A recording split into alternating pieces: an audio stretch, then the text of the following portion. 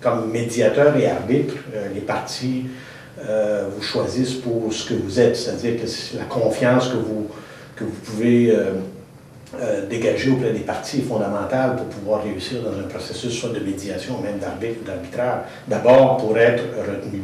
Et sur quoi vont se baser les personnes pour faire ce choix-là? D'abord, évidemment, sur l'expérience, sur la crédibilité, sur l'expertise, non seulement du processus, mais quelquefois même du sujet qui est à la base du processus. Et voilà donc toutes les informations que je peux mettre de façon très disponible sur mon site web.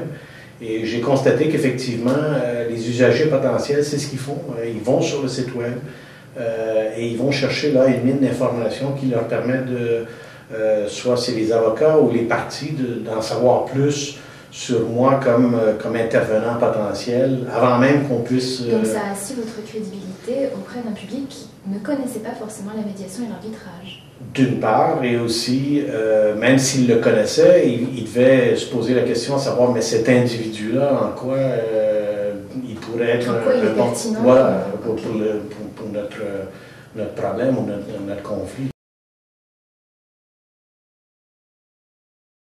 D'abord, dans un premier temps, je crois avoir constaté que depuis que j'ai rénové mon site web, il y a définitivement une recrudescence d'appels pour me retenir comme soit médiateur ou arbitre. Est-ce que c'est directement attribuable au site web ou pas? C'est difficile à dire, mais je crois avoir décelé un accroissement de l'activité dans un premier temps. Deuxièmement, les gens, lorsqu'ils m'appellent, je constate qu'ils ont déjà lu l'information sur le site web.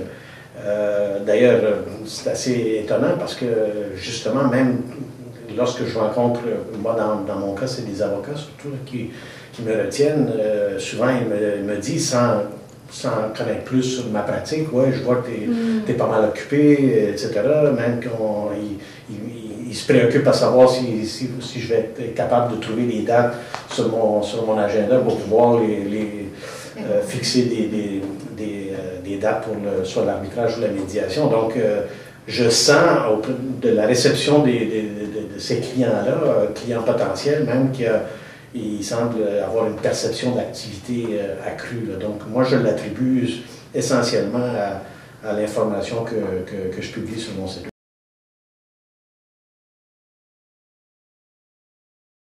Non, je ne pense pas que ça prenne tant de temps que ça. D'abord, c'est sûr que moi, je fais surtout des références à des articles ou des discours qui ont été prononcés. Je fais des liens beaucoup avec des praticiens comme moi ailleurs dans le monde ou d'autres gens qui ont parlé de sujets qui touchent à ma pratique.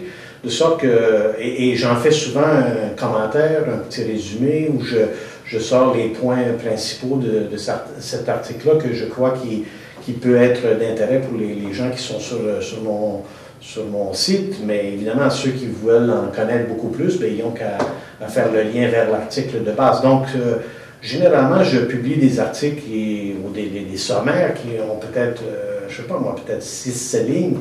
Alors, c'est vraiment pas tellement long. Puis les outils disponibles pour pouvoir faire ces liens-là, une fois qu'on les maîtrise bien, c'est très simple.